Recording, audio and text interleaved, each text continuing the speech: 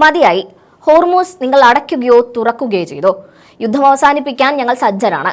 പറയുന്നത് American president Donald ട്രംപാണ്. കഴിഞ്ഞ ദിവസം യൂറോപ്പിന്റെ രാഷ്ട്രങ്ങൾ ഒറ്റക്കെട്ടായി അമേരിക്കയ്ക്ക് നേരെ തിരിഞ്ഞിരുന്നു. തങ്ങളുടെ വ്യോമപാതയിലൂടെ യുദ്ധവിമാനം പറത്താമെന്ന ചിന്തയുണ്ടെങ്കിൽ അത് മാറ്റിവെച്ചേക്കുമെന്നാണ് യൂറോപ്യൻ രാഷ്ട്രങ്ങൾ നൽകിയിരിക്കുന്ന മുന്നറിയിപ്പ്.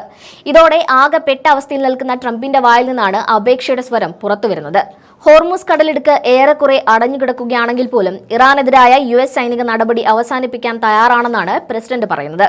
പ്രതിരോധ ഉദ്യോഗസ്ഥന്മാരുമായി ആശയവിനിമയം നടത്തുന്നതിനിടെയാണ് പ്രസിഡന്റ് ട്രംപ് കൈയെടുത്ത് തൊഴുന്നത്. US ഭരണവൃത്തങ്ങളെ ഉദ്ധരിച്ച് വാഷിംഗ്ടൺ പോസ്റ്റാണ് ഇക്കാര്യം റിപ്പോർട്ട് ചെയ്തിരിക്കുന്നത്.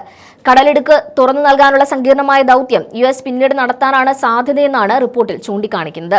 അതായത് നിലവിലുള്ള വിരട്ടലും വിലപേശലും എല്ലാം അവസാനിപ്പിച്ച് നല്ല കുട്ടിയായി കഴിയാമെന്നാണ് ട്രംപ് പറയുന്നത്. ഇപ്പോൾ ഈ ദൗത്യത്തിനിറങ്ങിയാൽ യുദ്ധം നേരത്തെ നിശ്ചയിച്ച 4 മുതൽ 6 ആഴ്ച വരെ എന്ന സമയപരിധിക്ക് അപ്പുറത്തേക്ക് പോകുമെന്ന് ട്രംപും അദ്ദേഹത്തിന്റെ ഉപദേഷ്ടാക്കളും വിലയിരുത്തതായി US മാധ്യമം പറയുന്നുണ്ട്.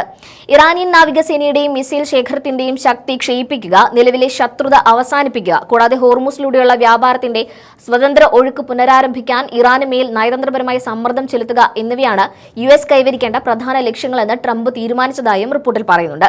അത് പരാജയപ്പെട്ടാൽ കടലിടുക്ക് വീണ്ടും തുറക്കുന്നതിന് നേതൃത്വം നൽകാൻ യൂറോപ്പിലെയും ഗൾഫിലെയും സഖ്യകക്ഷികളെ വാഷിംഗ്ടൺ സമ്മർദ്ദം ചെലുത്തുമെന്ന് US ഉദ്യോഗസ്ഥർ പറയുന്നുണ്ട്.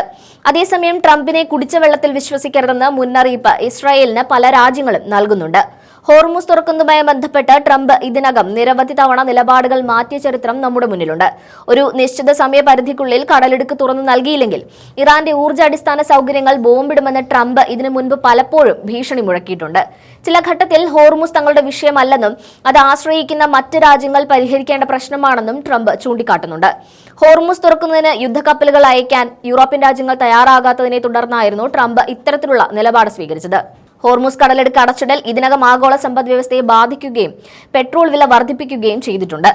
അമേരിക്കയുടെ സഖ്യകക്ഷികൾ ഉൾപ്പെടെ നിരവധി രാജ്യങ്ങൾ ഊർജ്ജ വിതരണത്തിലെ തടസ്സങ്ങളെ അഭിമുഖീകരിക്കുന്നുണ്ട്. യുദ്ധം അവസാനിപ്പിക്കാൻ പോകുന്നുവെന്ന റിപ്പോർട്ടുകൾക്കിടയിലും ഹോർമൂസ് കടലിടുക്ക് തുറന്നു നൽകിയില്ലെങ്കിൽ ഇറാനിലെ ഊർജ്ജ പ്ലാന്റുകളും എണ്ണക്കിണറുകളും അമേരിക്ക പൂർണ്ണമായി നശിപ്പിക്കുമെന്ന് ട്രംപ് നേരത്തെ മുന്നറിയിപ്പ് നൽകിയിരുന്നു. പിന്നാലെയാണ് ഹോർമൂസ് തുറന്നാലും ഇല്ലെങ്കിലും ഇറാൻ അധിനിവേശം അവസാനിപ്പിക്കാൻ സജ്ജരാണെന്ന് അമേരിക്ക അറിയിക്കുന്നത്. എന്നാൽ ചർച്ചകൾക്ക് തയ്യാറാണെന്ന് ഇറാൻ ഇതുവരെ പരസ്യമായി പറയാത്തത് അമേരിക്കയെ വലയ്ക്കുന്നുണ്ട്. കരയുദ്ധത്തിൽ നിന്ന് പിന്മാറുവാനുള്ള സമ്മതവും അമേരിക്കയിൽ നിന്നുണ്ടായിട്ടുണ്ട്. അമേരിക്കൻ സൈനികരെ പിടിച്ച് സ്രാവിനിട്ട് കൊടുക്കുമെന്ന രീതിയിലുള്ള ഭീഷണിയാണ് ഇറാനിൽ നിന്നുണ്ടായിരിക്കുന്നത്. അതേസമയം ഹോർമൂസ് കടലിടുക്കിലെ നിയന്ത്രണം ശക്തമാക്കുന്നതിന്റെ ഭാഗമായി പുതിയ പദ്ധതിയുമായി ഇറാൻ പാർലമെന്റ് രംഗത്ത് വന്നു. ഇറാന്റെ ഹോർമൂസ് കടലിടുക്കിലൂടെയുള്ള കപ്പലുകൾക്ക് ടോൾ ഏർപ്പെടുത്താനും US ഇസ്രായേൽ കപ്പലുകൾക്ക് നിരോധനം ഏർപ്പെടുത്താനുമുള്ള പുതിയ പദ്ധതിക്ക് പാർലമെന്റ് സുരക്ഷാ സമിതി അംഗീകാരം നൽകി.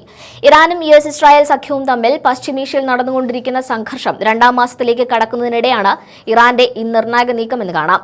ഇതോടെയാണ് കരയുദ്ധത്തിൽ നിന്നും പിന്മാറാനുള്ള തീരുമാനം ട്രംപിൽ നിന്ന് ഉണ്ടായിരിക്കുന്നത്. ഇറാനെതിരെ ഉപരോധം ഏർപ്പെടുത്തിയ മറ്റ് രാജ്യങ്ങൾക്കും ഈ നിയന്ത്രണങ്ങൾ ബാധകമായിരിക്കുമെന്നാണ് സൂചന. ഇറാനിയൻ സ്റ്റേറ്റ് മീഡിയയായ IRIB റിപ്പോർട്ട് അനുസരിച്ച് ഭാവിയിൽ തന്ത്രപ്രധാനമായ ഈ ജലപാതയിലൂടെ കടന്നുപോകുന്ന കപ്പലുകൾക്ക് ഇറാന്റെ ഔദ്യോഗിക കറൻസിയായ റിയാൽ അടിസ്ഥാനമാക്കി ടോൾ നൽകേണ്ടി വരും. ഹോർമൂസ് കടലിടുക്കിന് മേലുള്ള പരമാധികാര നിയന്ത്രണം വീണ്ടും ഉറപ്പിക്കാനാണ് ഇറാൻ ഈ നീക്കത്തിലൂടെ ശ്രമിക്കുന്നതെന്നും കാണാൻ കഴിയും.